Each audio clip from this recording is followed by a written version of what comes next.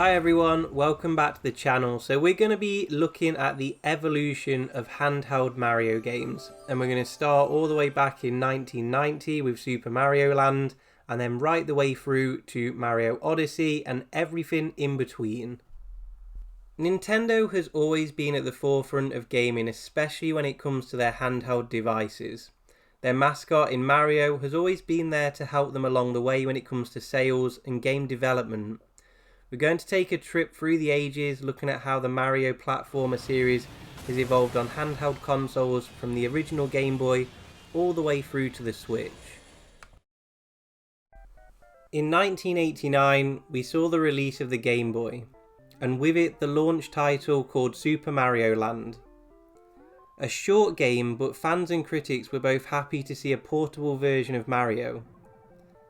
The game was a huge success for Nintendo and sold more than 18 million copies worldwide. But unlike the other Mario games that are set in the Mushroom Kingdom, this game was set in Sarasa Land and it was drawn using line art. Following this, a sequel was released called Super Mario Land 2: 6 Golden Coins. The game's success allowed Nintendo to introduce a villain named Wario, who was then given his own game, Wario Land Super Mario Land 3. 6 Golden Coins was a huge success, not only in units sold, where it sold over 10 million, but the game is one of the highest rated Mario games ever. The plot steps away from the usual rescue mission and shows Mario pursuing something for his own benefit. After his castle and land is put under an evil spell by Wario, Mario sets off to reclaim his land and castle by collecting the 6 golden coins and defeating Wario. Super Mario Land 2 now consists of 32 levels, a vast increase in comparison to the original, which only had 12. The game is also the first appearance of the Super Carrot power-up, which allowed Mario to turn into a bunny, and by tapping A, he could slow his descent to the ground. Although it used the title Super Mario Land 3, this game was a spin-off and featured Wario as the main playable character. The full title was Wario Land Super Mario Land 3. Despite being his enemy, Mario didn't mind putting his name to the game to help with sales, and the Wario spin-off went on to sell 4 million copies. Despite the incredible success of the original handheld Mario games, Nintendo opted to remake all of the titles from the NES and the SNES versions, bringing them to the Game Boy Color and the Game Boy Advance. This meant that it wasn't until 2006 that a brand new Mario game was actually released on a handheld console. In 1999, we saw Super Mario Bros. Deluxe released for the Game Boy Color.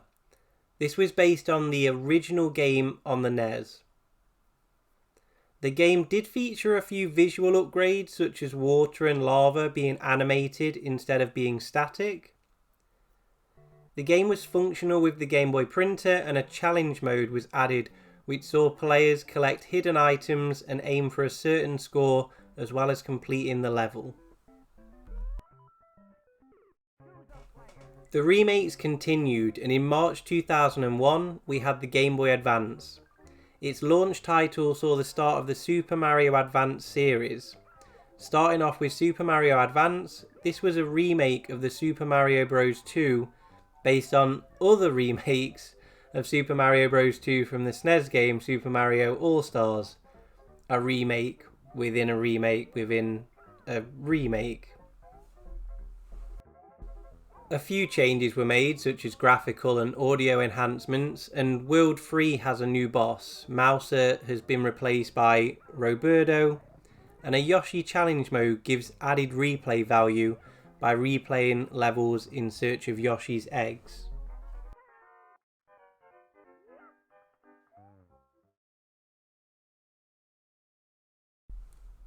Coming next sees the port of Super Mario World as part of the Super Mario Advance series. Arguably one of the best and most loved Mario games ever, and now with the added ability to be able to play the game anywhere. The changes were kept to a minimum. The ability to play 4-player with the use of a link cable is added, and also the ability to save.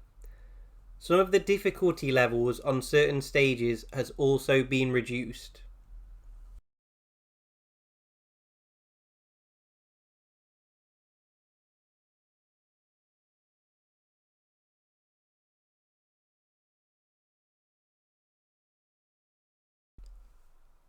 Keeping to games where Mario was the main protagonist, we're skipping over the Yoshi's Island remake for the Game Boy Advance and straight on to Super Mario Advance 4, Super Mario Bros. 3.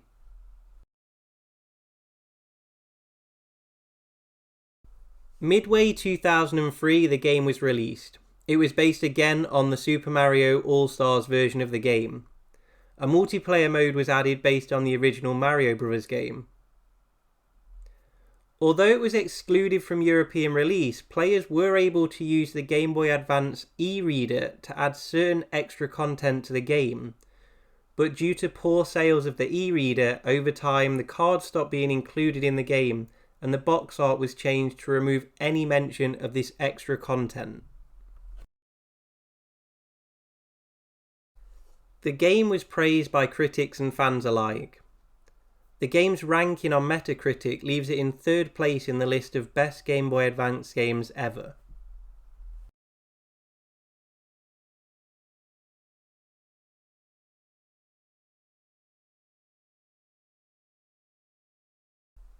Up next, and would you believe it, yes, another remake. Nintendo certainly seem to like their remakes.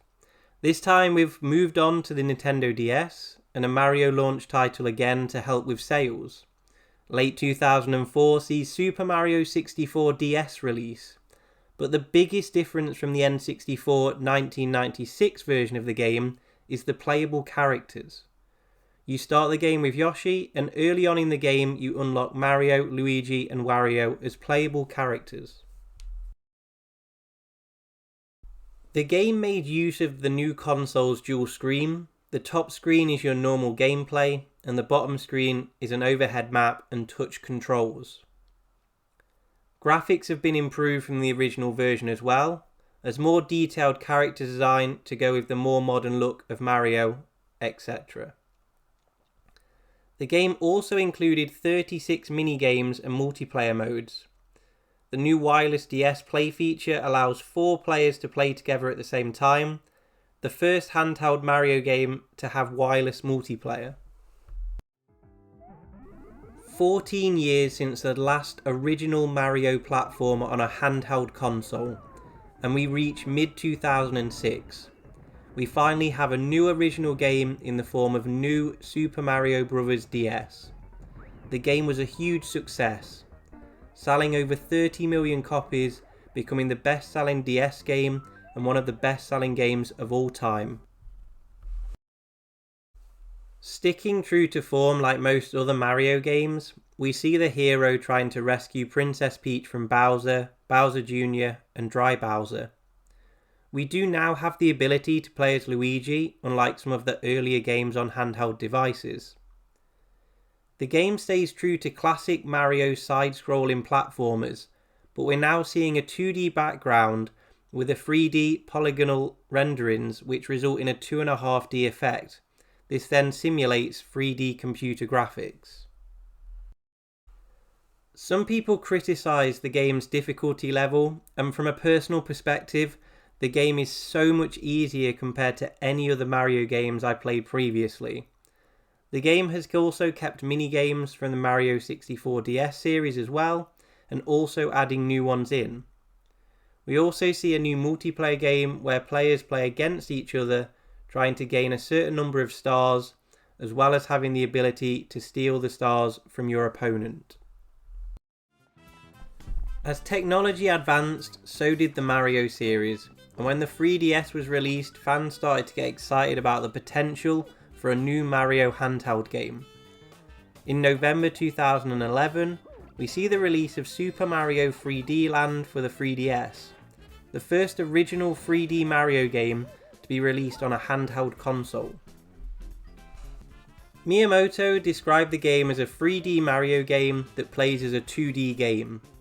The game sees you take on linear-based levels such as that with traditional side-scrolling games, but combines it with the movement of open-world games such as moving Mario and performing a variety of actions in 3 dimensions. The game was released to critical acclaim, and critics praised the amount of creativity that went into the game. Although optional, the game does give players the chance to use the 3DS gyroscope to control binoculars and cannons in the game. Like with most 3DS games, the 3D effect is optional throughout, with certain obstacles and points of interest much more noticeable when the 3D effects are turned on. Just 6 months later, we have another new Mario game for the 3DS, in the form of New Super Mario Bros. 2, a direct sequel to the DS game, and it was the first time a Mario game had been released both physically and digitally at the same time. The game was a success, with sales reaching 13.4 million. Like with other later handheld games, this is again a 2D platformer that uses 3D polygonal renderings on a 2D background, and again therefore creating that 2.5D effect which simulates 3D computer graphics.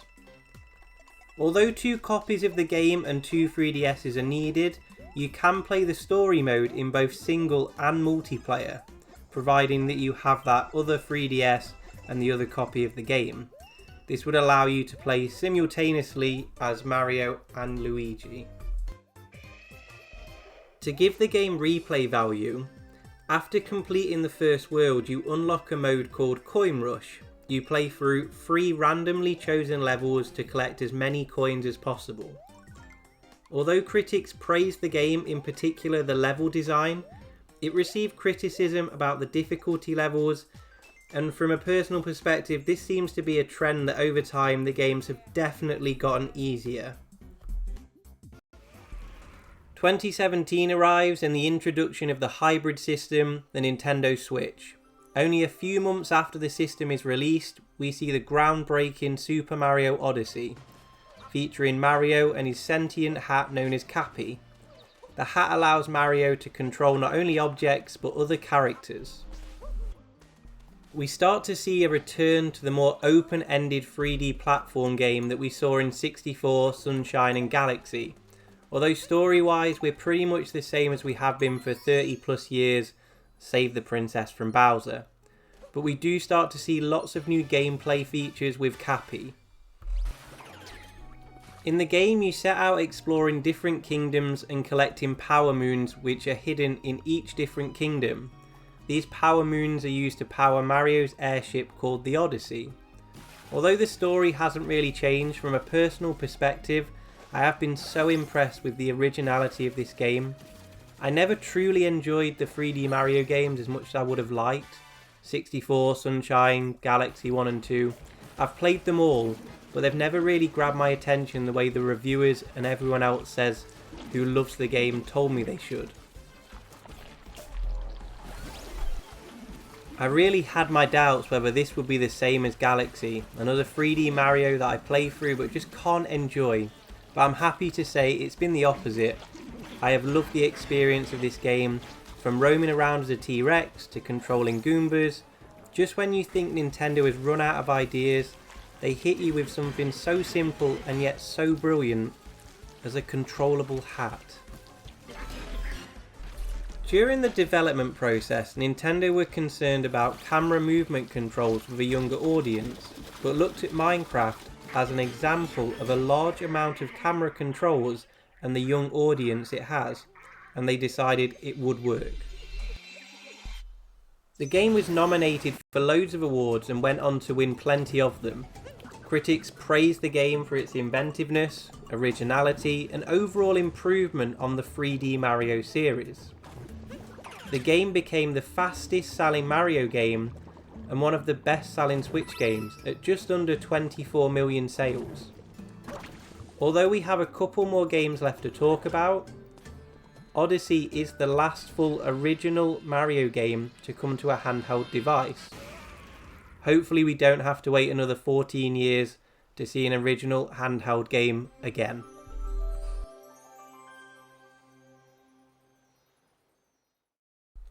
We saw a Wii U port arrive in January 2019.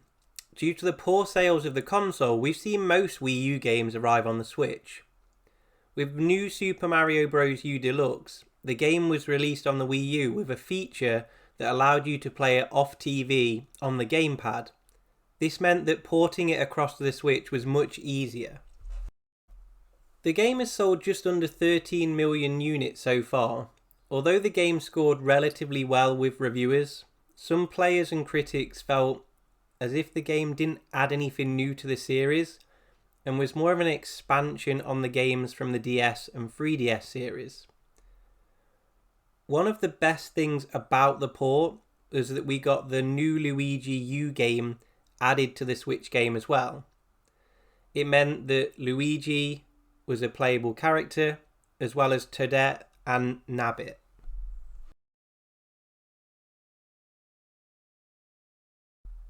Next up, we see the game Super Mario 3D All-Stars.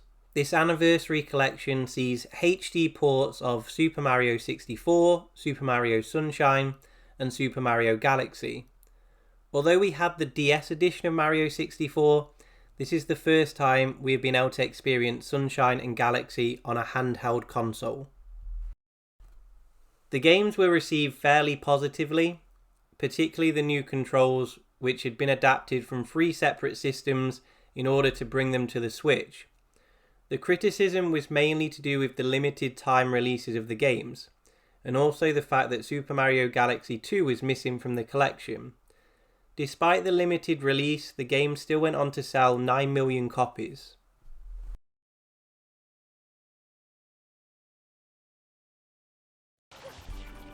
The port of Mario Sunshine uses GameCube emulation technology. This led to increased rumours that this technology would be used to increase the online library of games to include GameCube games. Our final game left to talk about is Super Mario 3D World plus Bowser's Fury. The first part of the game is a port of the Wii U game, and the second is a short open world game. The games were announced as part of the Mario 35th anniversary and were released on February 12, 2021. Unlike previous Mario games, Bowser's Fury was completely open world and didn't use a hub or loading screen to access further levels. Many critics put the idea forward that this would be used more in upcoming Mario titles, and the short game was a way of getting feedback from fans on their opinion of this.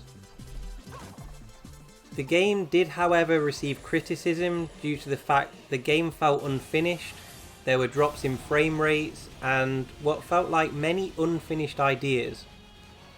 It is just a game that was lacking the overall high standards that Nintendo usually has for the Mario franchise. Despite some faults with Bowser's Fury, the game has sold just under 10 million copies. It seems like quite a fitting way to end this video with Bowser's Fury. A somewhat unfinished game, a developer's demo, and I guess a look to the future of what Mario's next game may look like.